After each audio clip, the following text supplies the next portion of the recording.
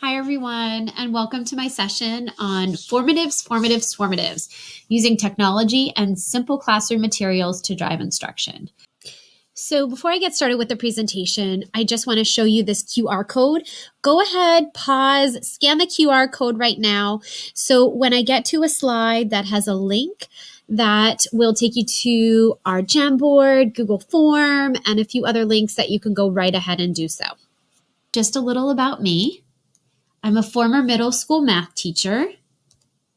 I'm a current vice principal in the Archdiocese of Washington at St. Joseph's Regional Catholic School in Beltsville, Maryland, in PG County. And I'm a current PhD student in math and leadership, also specializing in administration. I've also provided my contact information. I'm pretty active on Twitter, and here's my Twitter handle. You can tell I am a former math teacher, as it's Muner Math. And here is my email address, vp@stjosrcs.org. And I'll bring this up at the end. Feel free to contact me anytime. I'm always here to help or give you any advice or fill you in on any kind of formative that you have questions on. So please don't be shy. Before we begin and talk about some technologies and other ideas that you can do, I want to talk about what is a formative assessment. A formative assessment is low stakes. What does low stakes mean? It means that it's not worth much. It means that when a student takes a formative assessment, what have they got to lose? Pretty much nothing. It shouldn't be worth many points, maybe as a completion grade, or if it's a quiz, maybe like 10% of your grade, if that. You want a student, this isn't kind of the end all be all of their grades. You want a student to kind of let you know and have a student let themselves know what they know before they get to take that high stakes summative test. It's frequent. It can be done as often as several times a class. That's actually, I recommend, there are informal formatives. That's a play on words. There's informal formatives that can be done several times in a class period, and we'll talk about them. But, they have to be done often. I would say if you're only given a formative once a week, I'd really kind of like, to have more formatives than that, at least one every class period, but hopefully more. They're short. They should only take a matter of minutes. Even if it's a quiz, 10 minutes max. It should be something short. It shouldn't take up a lot of time, and it should be able to give you instant feedback. Also, formatives can be as short as 5 seconds, and we'll talk about that in just a few minutes. It's a way for you to give a student quick feedback and for a student to give you quick feedback on what they know. And first and foremost, it's helpful to both teachers and students. Formatives help teachers drive instruction and figure out what their students know or how a lesson went. And for students, it helps them know what they know and helps them figure out what they understand and what they may need to do. So a few quotes from academia.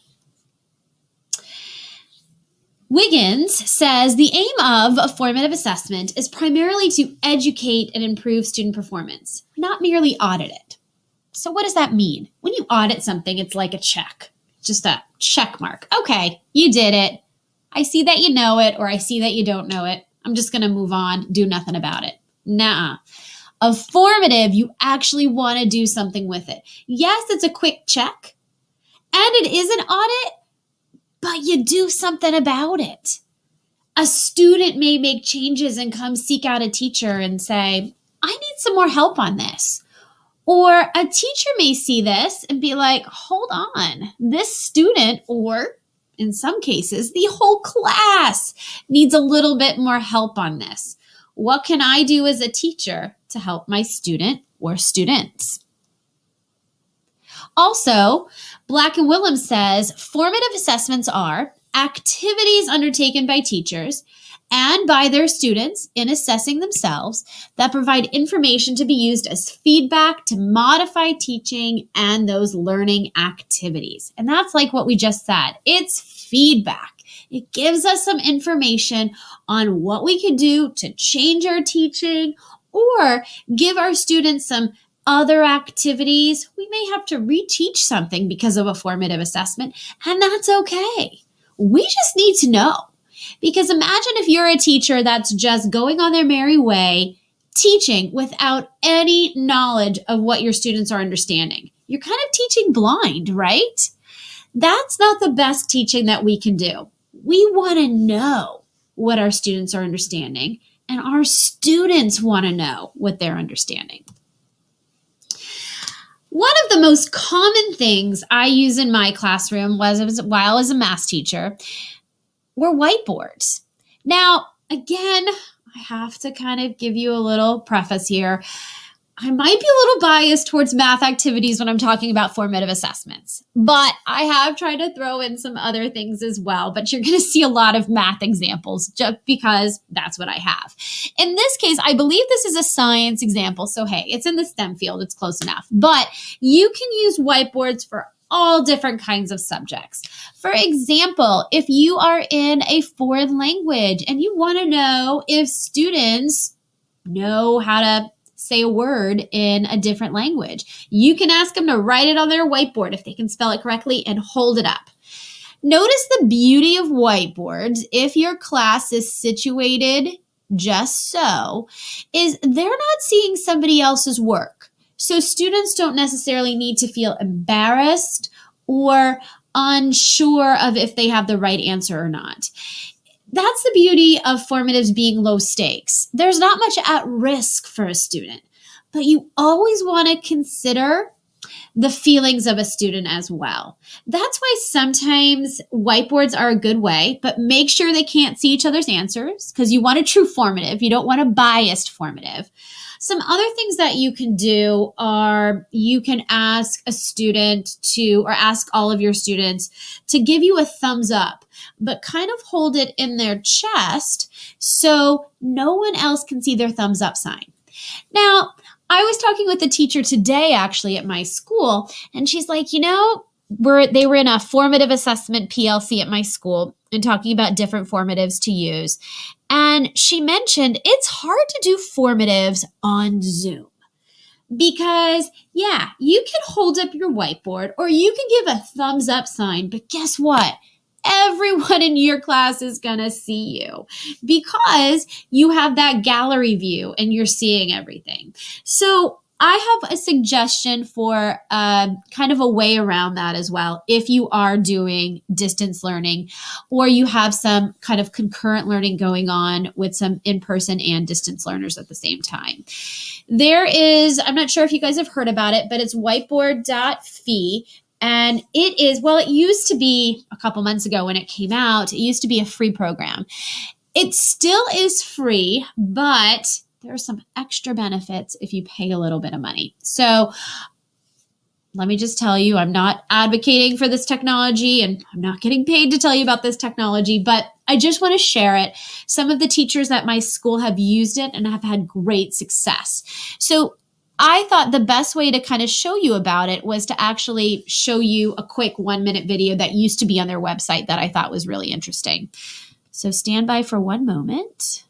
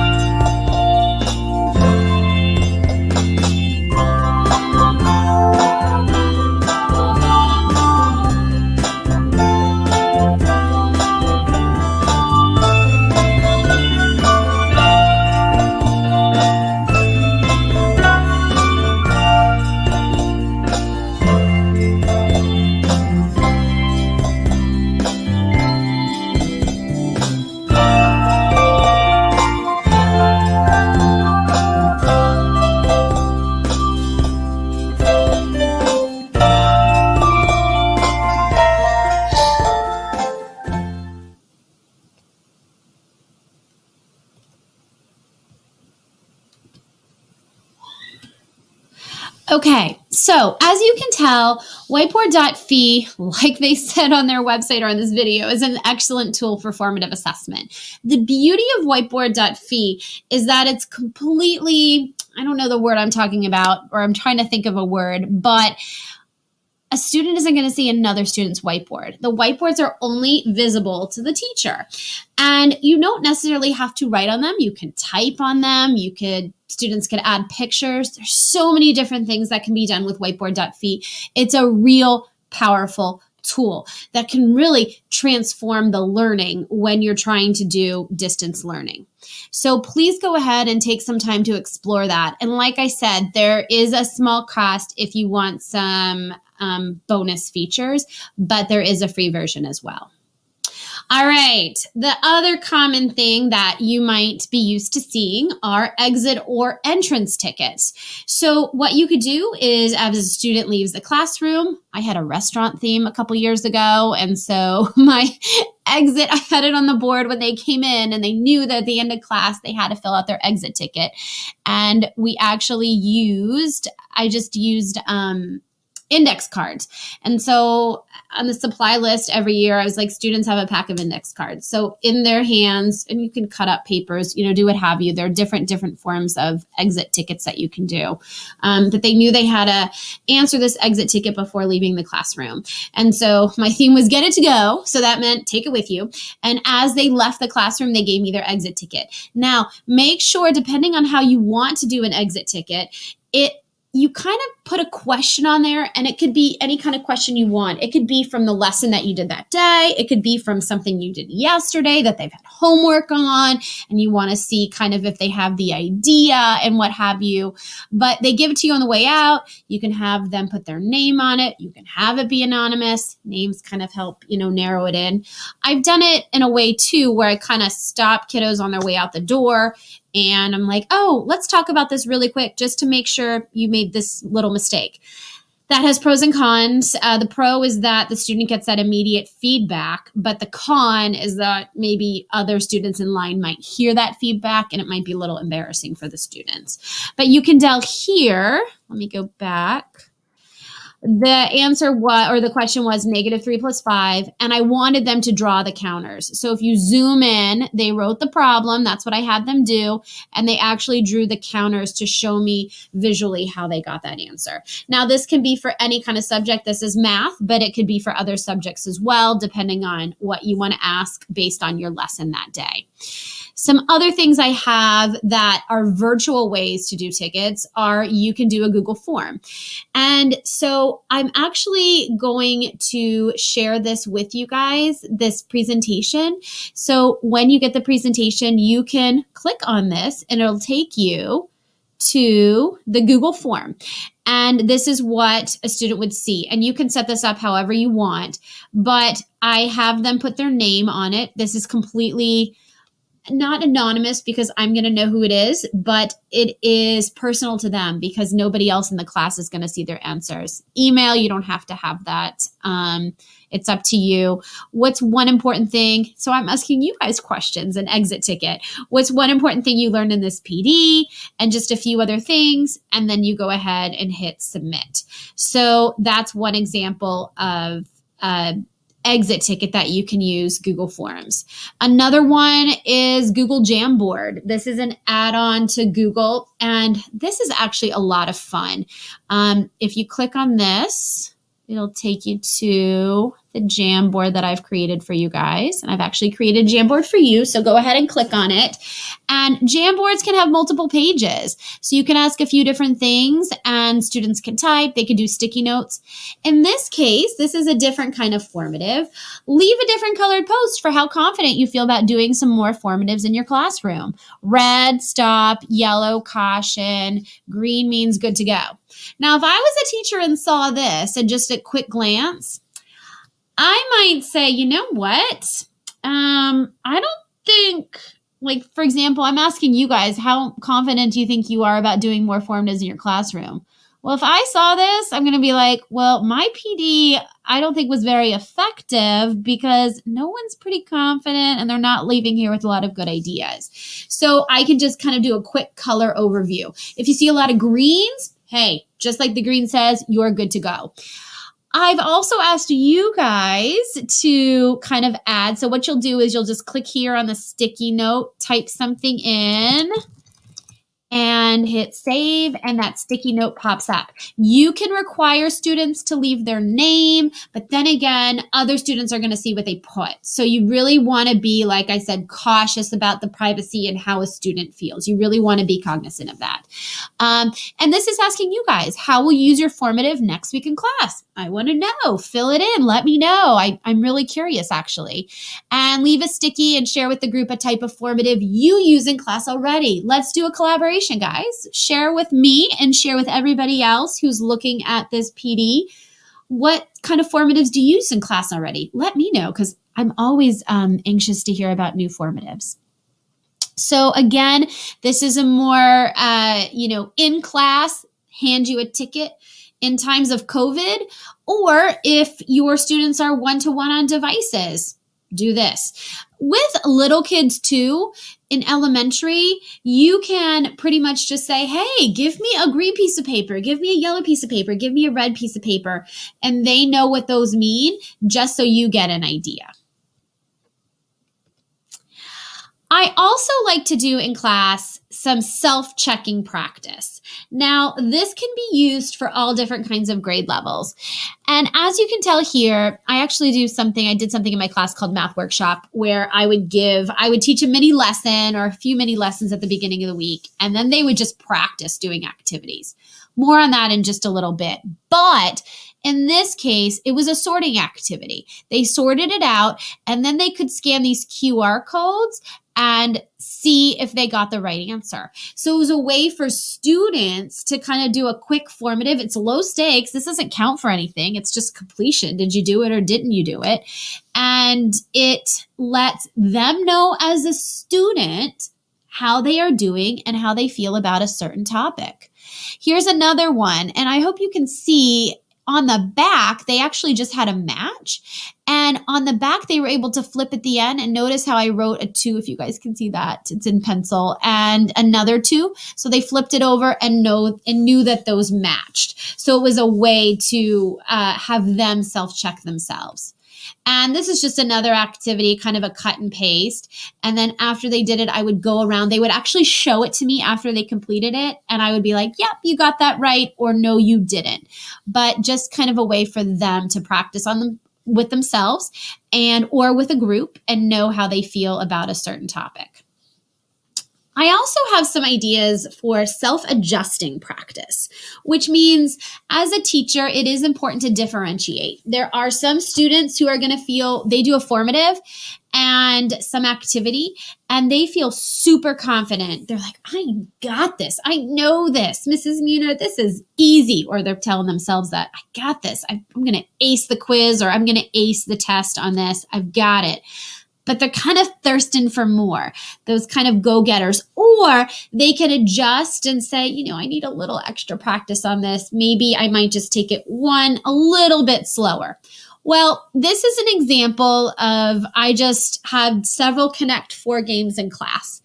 And if we zoom in here, this is a max of 2 people. This was the activity. And I just had them use IXL. The one good thing about IXL, it is paid. So if you guys have that, great. But there are other free sites that you guys can use for your subject as long as they're self-checking. The nice part about IXL is it is self-checking. If they get a question right, let me go back. Sorry. If they get a question right, you place a chip. And then your friend goes. And if they get a question right, they place the chip. And it's that instant feedback. First one with 4 in a row wins. Look here, though, how I said, here's a just right section you can practice. Or if you get this right, if you know what you're doing, move on to the challenge. So let them adjust as they go. Sometimes you kind of want to up the ante a little bit. And if students are really confident and they're thirsting for more, have something ready for them that they can kind of go beyond. So if they are doing a formative and they know themselves that they're good to go, that they're able to kind of self-adjust and move on. Here's some more self-adjusting practices. Another example, and again, I know it's math. Sorry about that, guys. But you can do this on a few different levels with different subjects as well. But they have different choices. It's a just right, which is kind of right on grade level, a little bit of a challenge, and then, whoa, this is challenging. So there are 3 different levels. Now, what the students did in this case is they'd grab a card. I made them start with the just right. That was the requirement. They would figure out the answer, and actually on the back of these cards were the answers. So it was a way to kind of self-check. And if they got it right, they could either choose to pick another just right one, or they can go ahead and try the challenge, a little bit of a challenge, or the super challenge if they really wanted to. But they could self-adjust, but then also have that quick feedback. It's important when doing these activities that you as a teacher walk around and listen. Yes, the students are getting that feedback with the formative, but what about you, the teacher? First of all, provide your students with these activities that we just talked about, these kind of formative activities. It's important that you walk around the classroom, see what they're doing, have a clipboard with the students' names on it, and make some notes if you want to. Just kind of listen, see what's going on in your class. Get the formative for yourself. Have these formatives provide you some feedback. Listen and observe. Very, very important. When you do activities in class and practice, listen and observe. And help the students out if they need it. But give them a little bit of time to struggle. Let them problem solve a little bit. Let them talk to their friends. And sometimes that's the best policy. Instead of you just telling them how to do the answer, have them try to figure it out. Make sure their friends just aren't giving them the answer and that they're actually explaining it. But see how they're doing. It's kind of beautiful in stations. I'm a big fan of stations in the middle school classroom, and stations are readily used in the elementary classroom as well. And I just love them. The best thing about stations, though, are they're formatives for your students if they are self-checking and they can kind of get an idea of if they know it or not.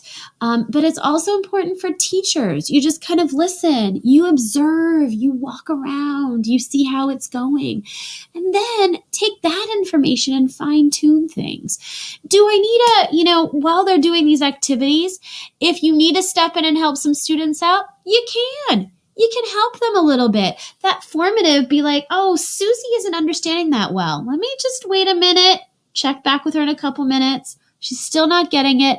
Now it's time for me to go in and see what I can do to help Susie out. It's that formative assessment that's really coming into play. All right, now kind of in a little bit more technology, some digital game formatives. These are some fun things that you can do in your classroom.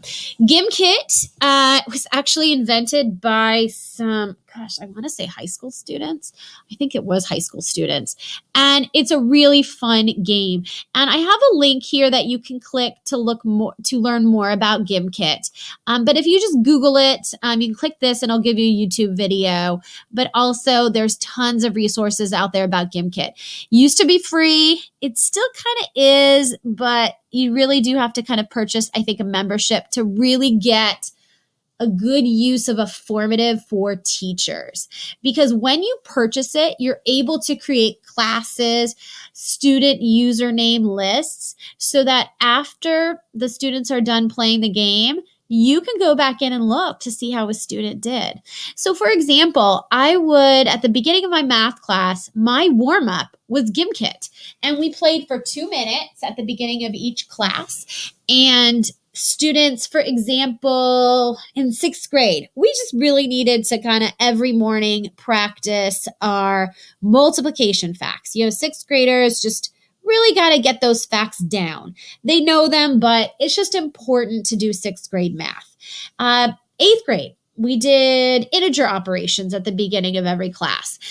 It was 2 minutes. They played in teams. This was low stakes. It was fun. They played in teams, so it wasn't like if they weren't very confident, that was okay because their team could help them out. It wasn't very like on the spot, oh, Johnny was in last place. It's just more of Team Green was in last place. So it's not as, uncomfortable for a student. But as a teacher, it was so valuable. The students, after 2 minutes, know how they did by how much money they were able to get and how their team did. And teachers, you can look afterwards at the end of class, at the end of the day, and see, how students did.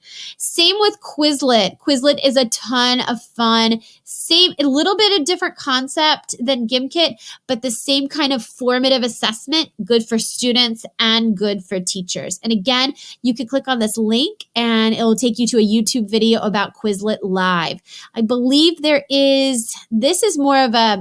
this is definitely a free version. You can pay for Quizlet. That'll give you Quizlet Live Teacher Edition. That will give you some extra features, but it is free to start out with.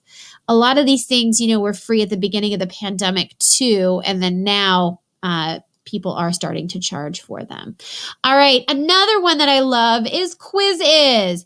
And I used to give this out to my students at the beginning of the week, kind of like ideas of what's going on. And it was a reminder. It says, you got a quiz on Thursday. You got a quick formative on Thursday. My quizzes, like I said, were only a few minutes long, 10 minutes max. But before they came in to do that quiz on Thursday, I assigned them a Quiz. I was able to go to this website and create a quick assessment. Low stakes, wasn't worth anything. I said they needed to have at least an 80% on the quizzes, but the beauty is it's fun. They have like cute memes on there. It's also free. You could pay more money if you want, better membership perks. But the cool thing is students could redo it.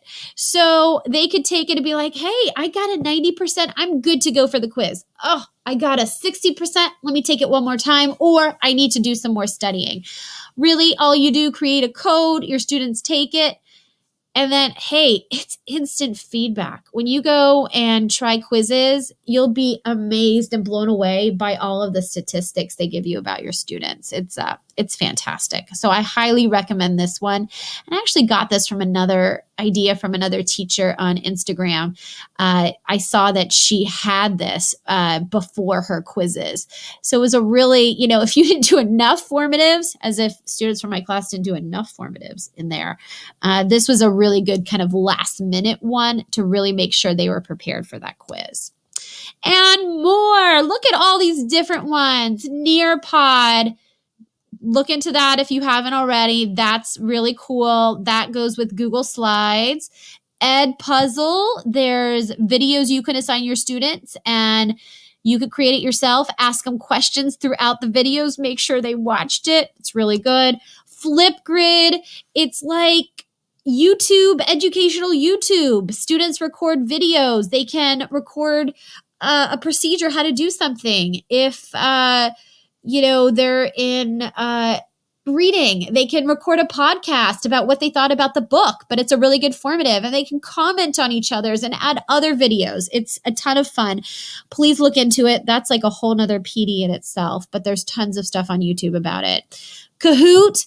I'm sure most of you probably have heard of Kahoot. That's been around for years, and things have really evolved from Kahoot. Actually, Kahoot purchased whiteboard.fee over the last couple months. So that's why it's now costs money. But they got on board with that really quick. I think that's it here. All right, the old school quiz. It's still a good formative. So don't drop the quiz. You can tell, look, right back here. Go back here, look. I still got a quiz. I still had that quiz. I still needed something to put in my grade book to document before those students did that summative. Remember, low stakes though, low stakes. It's still a good formative, but you gotta do it right. Make sure it's a true formative. Low stakes, people, remember, you want it to be not worth very much.